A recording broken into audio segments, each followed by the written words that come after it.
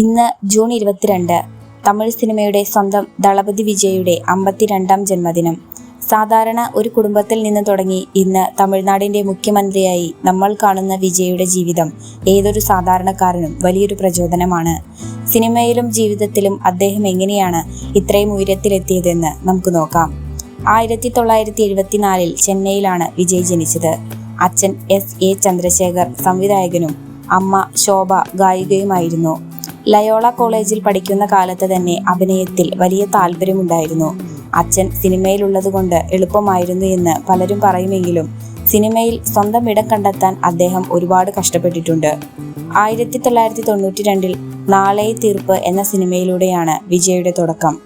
തുടക്കത്തിൽ പരാജയങ്ങളുണ്ടായെങ്കിലും പിന്നീട് ഒന്നിനു പുറകെ ഒന്നായി ഹിറ്റുകൾ സമ്മാനിച്ചാണ് അദ്ദേഹം സൂപ്പർ താരമായത്. ഇതിനിടയിലാണ് സംഗീതയുമായുള്ള വിവാഹം നടക്കുന്നത്. സഞ്ജയ്, ദിവ്യ സാക്ഷ എന്നിങ്ങനെ 2 മക്കളുണ്ട് വിജയ്ക്ക്. വ്യക്തിജീവിതത്തിൽ പല ഗോസിപ്പുകളും വാർത്തകളും വന്നിട്ടുണ്ടെങ്കിലും അതെല്ലാം മാറ്റി നിർത്തി തൻ്റെ ജോലിയുമായി മുന്നോട്ടു പോകാനാണ് അദ്ദേഹം എന്നും ശ്രദ്ധിച്ചിരുന്നത്. സിനിമയിൽ തിളങ്ങി നിൽക്കുമ്പോഴാണ് രാഷ്ട്രീയത്തിലേക്ക് ഇറങ്ങാൻ അദ്ദേഹം തീരുമാനിക്കുന്നത്. ജനങ്ങളുടെ പ്രശ്നങ്ങൾ നേരിട്ട് പരിഹരിക്കാൻ തമിഴക വെട്രിക്കഴകം എന്ന പാർട്ടി തുടങ്ങി. കഠിനമായ അധ്വാനത്തിൻ്റെ ഫലമായി ഇന്ന് അദ്ദേഹം തമിഴ്നാടിൻ്റെ മുഖ്യമന്ത്രിയായി നമുക്ക് മുന്നിലുണ്ട്. സിനിമയിൽ ഹീറോ ആയിരുന്ന അദ്ദേഹം ഇപ്പോൾ ജനങ്ങളുടെ ജീവിതത്തിലും ഹീറോ ആയി മാറി. മുഖ്യമന്ത്രി ആയതിനു ശേഷമുള്ള ആദ്യ ജന്മദിനമാണിത്.